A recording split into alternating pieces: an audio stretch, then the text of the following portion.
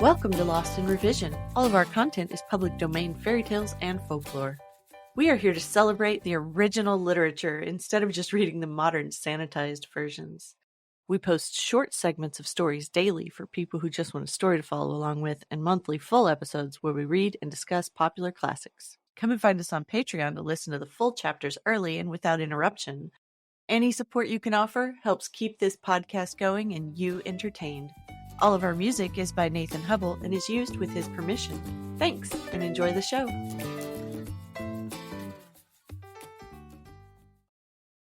Chapter 4. The Engine Burglar. Part 2. Perhaps the children would have loved the canal as much as the railway, but for two things. One was that they had found the railway first, on that first wonderful morning when the house and the country and the moors and rocks and great hills were all new to them. They had not found the canal till some days later. The other reason was that everyone on the railway had been kind to them, the station master, the porter, and the old gentleman who waved, and the people on the canal were anything but kind. The people on the canal were, of course, the bargees, who steered the slow barges up and down or walked beside the old horses that trampled up the mud in the towing path, and strained at the long tow ropes. Peter had once asked one of the bargees the time, and had been told to get out of that, in a tone so fierce that he did not stop to say anything about his having just as much right on the towing path as the man himself. Indeed, he did not even think of saying it till some time later. Then another day, when the children thought they would like to fish in the canal, a boy in a barge threw lumps of coal at them, and one of these hit Phyllis on the back of the neck. She was just stooping down to tie up her bootlace, and though the coal hardly hurt at all, it made her not care very much about going on fishing. On the bridge, however, Roberta felt quite safe, because she could look down on the canal, and if any boy showed signs of meaning to throw coal, she could duck behind the parapet. Presently there was a sound of wheels, which was just what she expected. The wheels were the wheels of the doctor's dog-cart, and in the cart, of course, was the doctor. He pulled up and called out, "Hello, head nurse! Want a lift?" "I wanted to see you," said Bobby. "Your mother's not worse, I hope," said the doctor. "No, but—" "Well, skip in, then. We'll go for a drive." Roberta climbed in, and the brown horse was made to turn around, which it did not like at all, for it was looking forward to its tea. Its oats. "This is jolly," said Bobby, as the dog-cart flew along the road by the canal. "We could throw a stone down any one of your 3 chimneys," said the doctor as they passed the house. "Yes," said Bobby, "but you'd have to be a jolly good shot." "How do you know I'm not?" said the doctor. "Now then, what's the trouble?" Bobby fidgeted with the hook of the driving apron. "Come out with it," said the doctor. "It's rather hard, you see," said Bobby, "to out with it, because of what Mother said." "What did Mother say?" "She said I wasn't to go telling everyone that we're poor. But you aren't everyone, are you?" "Not at all," said the doctor cheerfully. "Well?" "Well, I know doctors are very extravagant. Expensive. And Mrs. Viney told me that her doctoring only cost her 2 pence a week, because she belonged to a club." "Yes?"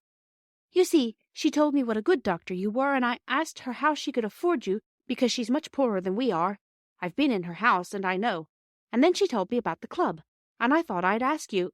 And, oh, I don't want Mother to be worried. Can't we be in the club, too, the same as Mrs. Viney?" The doctor was silent. He was rather poor himself, and he had been pleased at getting a new family to attend, so I think his feelings at that minute were rather mixed. "You aren't cross with me, are you?" said Bobby in a very small voice. The doctor roused himself. "Cross? How could I be? You're a very sensible little woman. Now look here, don't you worry. I'll make it all right with your mother, even if I have to make a special brand-new club all for her. Look here, this is where the aqueduct begins." "What's an what's its name?" asked Bobby. "A water bridge," said the doctor. "Look." The road rose to a bridge over the canal. To the left was a steep, rocky cliff with trees and shrubs growing in the cracks of the rock. And the canal here left off running along the top of the hill and started to run on a bridge of its own, a great bridge with tall arches that went right across the valley. Bobby drew a long breath. "It is grand, isn't it?" she said. "It's like pictures in the history of Rome." "Right," said the doctor. "That's just exactly what it is like. The Romans were dead nuts on aqueducts. It's a splendid piece of engineering." "I thought engineering was making engines." "Ah, there are different sorts of engineering. Making road and bridges and tunnels is one kind, and making fortifications is another. Well, we must be turning back. And remember, you aren't to worry about doctor's bills, or you'll be ill yourself, and then I'll send you in a bill as long as the aqueduct." When Bobby had parted from the doctor at the top of the field that ran down from the road to Three Chimneys, she could not feel that she had done any wrong.